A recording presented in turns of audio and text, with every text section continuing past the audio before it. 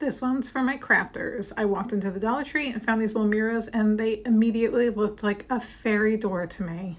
So it was perfect that I had some of the Fairyland transfer left over from Dixie Belle, and I also had some small art canvases that I could put these little homemade fairy doors on.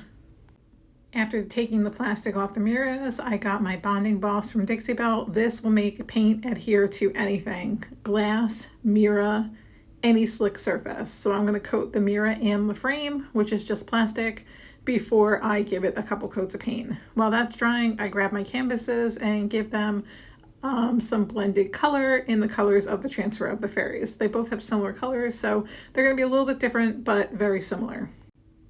Then I get two color browns, one for the outside and one for the inside, to make my little faux fairy door. So the darker color on the outside, which I'm going to distress later, but right now we'll just get two even coats just to make sure everything's covered all nicely before we add the transfer. I did get a large stencil and just stenciled little parts onto the canvas. I did go over the whole canvas, even that most of it's going to be covered by the mirror, because I wasn't sure how much would be peeking out on the sides. So I don't want this to be totally solid. I wanted it to be a little bit distressed looking. Then I cut out the fairies and the flowers and started my little door. So I cut her so she would fit right in here. And once I get her down, I can start making the door look like a door.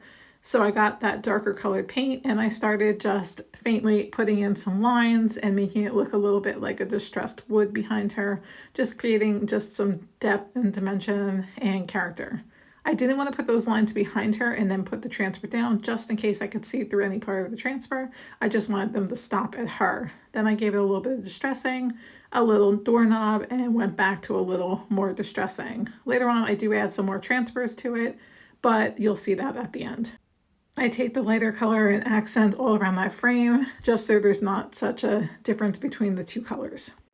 Once I get her done, her little door, I place the canvas down and cut out some flowers because I want to put them on the top as an accent. I love the layered look between the varied color blending, the stencil, and the transfers. So once I'm happy with the placement, I know exactly where the flowers are going. It's a little bit hard to get things onto canvas because it bends. It would have been helpful if I put something underneath the underside. Then I grabbed my E6000 glue, glued this down, put some weight on it so it would be bended to the mirror. I absolutely love how these looked, but I wanted to grab a little bit of gold and give my fairies a little bit of shimmer on their flowers and their skirts. They are so adorable. I can't wait to display them somewhere so somebody can find a new home for them. And I think they're absolutely adorable. I ordered more transfers so I can do more fairy things.